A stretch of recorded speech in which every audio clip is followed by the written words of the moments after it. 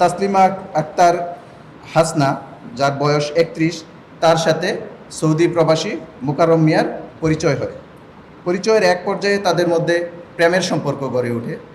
গত ১৩ তারিখে সে তার গ্রামের বাড়িতে না জানিয়ে সৌদি আরব থেকে ডিরেক্ট শাহজালাল ইন্টারন্যাশনাল এয়ারপোর্টে ল্যান্ড করার পরে ট্রেন যোগে কমলাপুরে এসে এখান থেকে মান্ডা এলাকায় তার বান্ধবীর দেয়া ঠিকানা অনুযায়ী তার পূর্ব পরিচিত বাসায় হেলেনা বেগমের বাসায় ওঠে। পরকীয়া প্রেমের বলি ব্রাহ্মণবাড়িয়া জেলার সৌদি প্রবাসী মোকাররমকে হত্যা এবং তার পরবর্তীতে লাশকে ৮ টুকরা করে খণ্ড বিখণ্ড করে পলিথিনে মান্ডা এলাকার একাধিক এলাকায় ফেলে রাখার চাঞ্চল্যকর ঘটনার প্রধান আসামি হেলেনা বেগম ও তার মেয়ে হালিমাকে আলামতসহ গ্রেফতার করেছে র্যাব ৩।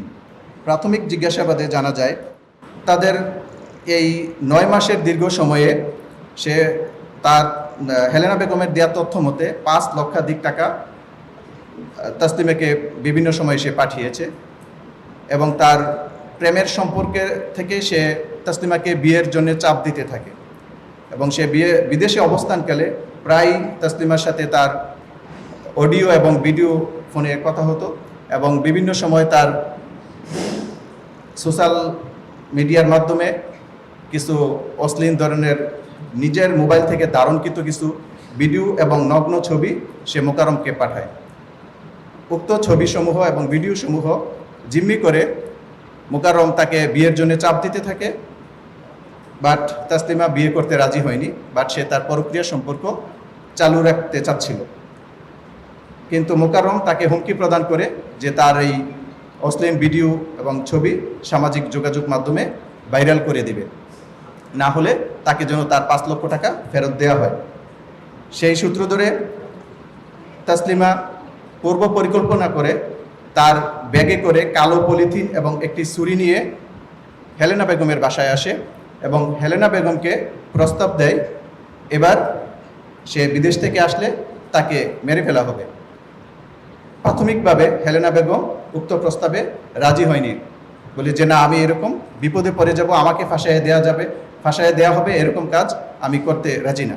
বাট তারপরেও তারা তার বাসায় যখন উঠে ১৩ তারিখ সন্ধ্যা নাগাদ তার বাসায় আসে। পরদিন অর্থাৎ ১৪ তারিখ সকালে উক্ত ঘটনাটি ঘটে, এই নির্মম হত্যাকাণ্ডের। তার পিছনে আরেকটি ঘটনা আমাদের সামনে এসেছে। এই উক্ত হত্যাকাণ্ড দুজন মিলেই ঘটায়, হেলেনা বেগম এবং তাসলিমা।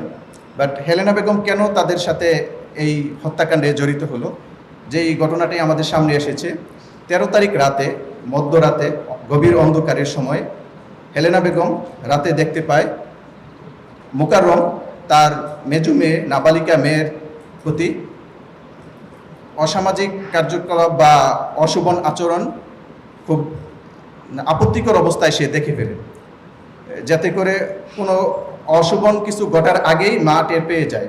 মা মিনস হেলেনা বেগম। তারপরে সে তাদের সাথে উচ্চবাচ্য করে তারপরে ওখান থেকে সরে যায়। ঈদ আসবে, সাথে ক্যাশব্যাকও আসবে। নিজের বা প্রিয়জনের জন্য কেনাকাটায় এবারও নগদ পেমেন্টে পাচ্ছেন দারুণ ক্যাশব্যাক। তাই যাই কিনুন, পেমেন্ট করুন নগদে।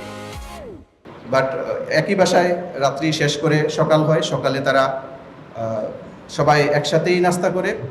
তখন তাসলিমা যখন তাকে বলে যে তার পরিকল্পনা অনুযায়ী তাকে হত্যা করা হবে, তার পানির সাথে মিশিয়ে ঘুমের ওষুধ খাওয়ানোর চেষ্টা করা হয়, তখন হেলেনা বেগম তার মেয়ের প্রতি আপত্তিকর কর্মকাণ্ডের জন্য নিজের মনে থাকা ক্ষোভ থেকে সে তাসলিমা বেগমকে সাপোর্ট করার জন্য রাজি হয় এবং পানির সাথে মিশিয়ে ঘুমের ওষুধ খাওয়ানো হয়।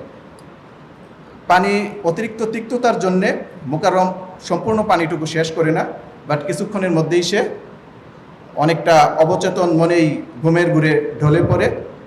তখন তাদের পরিকল্পনা অনুযায়ী হেলেনা বেগম তাকে বালিশ চাপা দিয়ে শ্বাসরোধ করে হত্যা করার চেষ্টা করে। সাথে সাথে তাসলিমা বেগম হাতুড়ি দিয়ে উক্ত ভিকটিম মোকাররমের মাথায় আঘাত করে। মোকাররম নিজে জীবনে বেঁচে থাকার জন্যে হেলেনা বেগমের হাতে কামড় দিয়ে তাকে ধাক্কা দিয়ে ফেলে দেয় এবং গলা চেপে ধরে। সাথে সাথে তাসলিমার হাত থেকে হাতুড়ি নিয়ে আঘাত করার চেষ্টা করে। তখন হাতুড়িটি নিচে পড়ে যায়। খাটের নিচে থাকা, পাশেই খাটের নিচে থাকা বডি দিয়ে তখন তসলিমা তার উপর আঘাত করার চেষ্টা করে, কিন্তু মোকাররম সেই বডিটি ক্যারি নিয়ে উল্টো হেলেনা বেগমের দিকে আঘাত করার চেষ্টা করে। তখন দুইজনের দস্তাদস্তিতে এক পর্যায়ে বডিটি নিচে পড়ে যায়। তখন সাথে সাথে হেলেনা বেগম বডিটিকে হাতে নিয়ে উক্ত ভিকটিম মোকাররমের গলা বরাবর সর্বশক্তি নিয়ে আঘাত করে। তখন সাথে সাথেই উক্ত ভিকটিম মাটিতে হেলে পড়ে।